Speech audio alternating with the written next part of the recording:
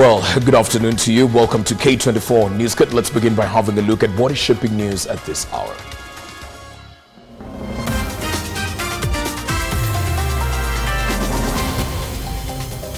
Police ban protests in Nairobi's central business district and its surroundings until further notice to ensure public safety ahead of the planned Occupy Uhuru Park demonstrations. A survey by TIFA reveals that 67% of Kenyans support President Ruto's decision to dissolve the cabinet, with the majority opposing the reappointment of the dismissed cabinet secretaries. Plus, the Salaries and Remuneration Commission postpones the implementation of the salary review for all other public officers for the financial year 2024-2025.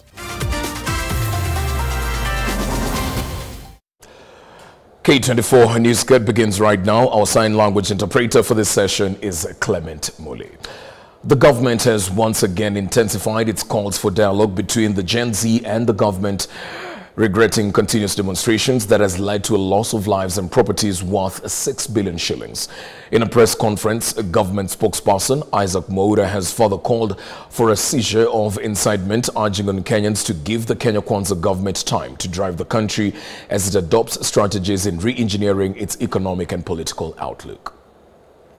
As a government, we therefore make a passionate appeal to our children and our youth to reconsider their plans to uphold to hold the demonstrations, since that which they were clamoring for has been acceded to, and that these demonstrations have been infiltrated by goons whose aim is to destabilize the country's peace and prosperity. The government reaffirms that the President and the whole of government at large has heard your loud and clear voices, and we are ready to act on your concerns as demonstrated by the recent developments. On the other hand, we cannot forget the business people who have suffered huge losses as their businesses remained closed during the demonstrations, losing billions of shillings. We wish to empathize with them as they strive to recoup their lost incomes. Overall, the country has lost approximately 6 billion shillings, according to KRA, as a result of the demonstrations, and fears abound that if the protests continue, the economy will have a negative impact in this new financial year as well. To embrace patriotism and nationhood and stay engaged with one another without violence and demonstration, and be focused and committed to building a peaceful progress in Kenya.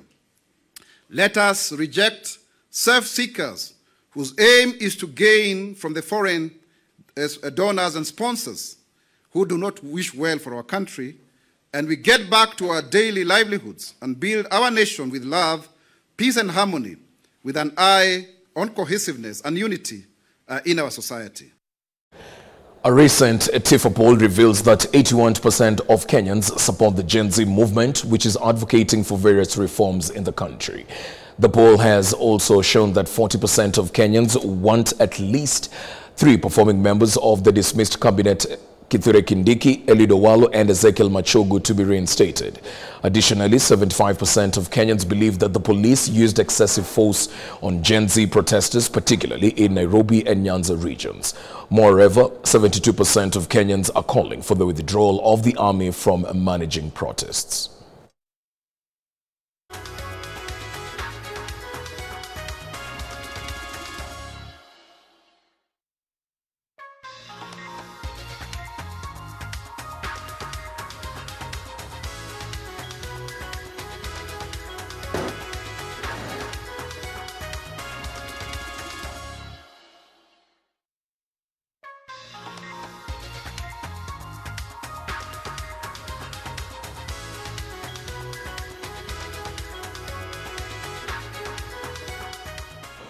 Well, we now want to cross over and give you live updates on the current state of affairs right here in the CBD. We join our reporter, that is David Kagina, who's been following up on the mood on what is currently ongoing in the country. Kagina, what can you say so far? Well, indeed, Alan, even as the weather continues to be a bit cold and chilly within the CBD, activities are continuing as usual, though at a slow pace. We have witnessed activities resume, shops open, businesses open as usual, and Moya Avenue traffic is up as usual. And so today, unlike other days when we've had demonstrations announced, today is a very peaceful and calm day with a tranquil all over. However, we have heavy police presence in different parts of the city strategically located. For example, where we're currently standing at Archives, police officers are seen patrolling around these areas even as Kenyans go about their usual business. Remember, the Acting Inspector General Douglas Kanja had issued an advisory earlier yesterday saying that they have the informations that goons and other Kenyans of ill will have infiltrated the peaceful protest by Gen Z, hence calling for a seizure of the protest within Nairobi CBD. An order that is there indefinitely, not known till when. But again, remember, the Gen Zs had insinuated to taking the protest to Uhuru Park, where with the hashtag Occupy Uhuru Park, hoping to achieve a number of at least 5 million of them there. Not very sure if they'd fit, but again, that will sure not happen today, as we've been there earlier in the day.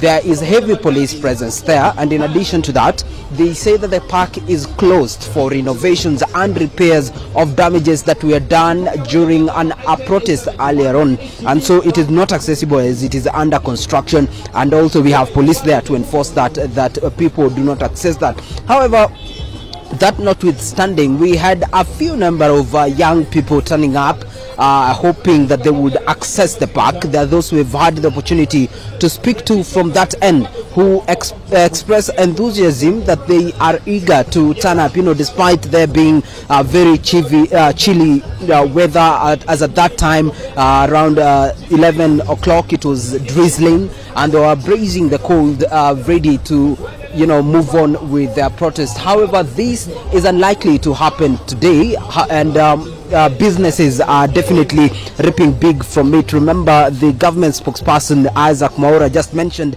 that the protest not only and the tear gas not only choked the protesters, but also at least 6 billion shillings from the taxpayer, in which was expected in expected revenue. And however, with the resumption of activities within Nairobi CBD and some parts and the out part of it, then there is hope finally that the economy might be going back to where it was. Other roads, including those that are heading to State House, are cordoned with police barriers, where they are vetting cars that are supposed to be going through the barriers, just to ensure that only those that must use that route are allowed to use the route. We also have we've had a military vehicle just doing its patrols around the city, which has been the norm on the days when demonstrations have been announced. Alan, that is the current situation within Nairobi CBD. However, we'll continue monitoring the situation and updating our viewers as it be.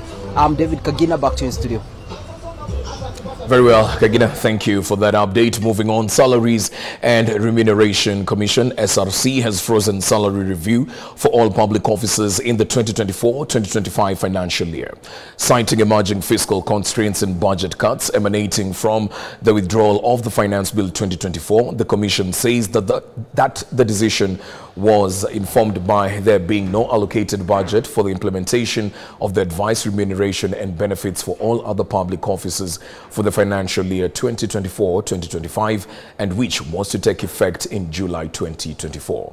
SRC made the decision in close consultation with the National Treasury while considering the principles outlined in Article 230 Subsection 5 of the Constitution of Kenya 2010 to ensure fiscal sustainability of the Public Compensation Bill. Annual salary, not adjustments in existing salary structures, will continue to be applied within budget allocation.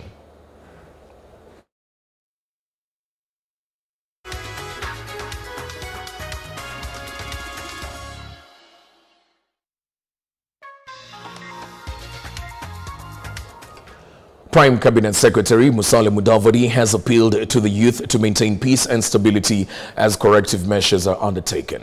Mudavadi highlighted the severe losses resulting from protest marred by indiscipline and looting, warning that these actions threaten the availability of international job markets. He stressed the importance of a conducive environment to address unemployment through attracting investors and fostering industry growth. Mudavadi made these remarks during the launch of the TVET Curriculum Development, Assessment and Certification Council's 2023-2027 Strategic Plan.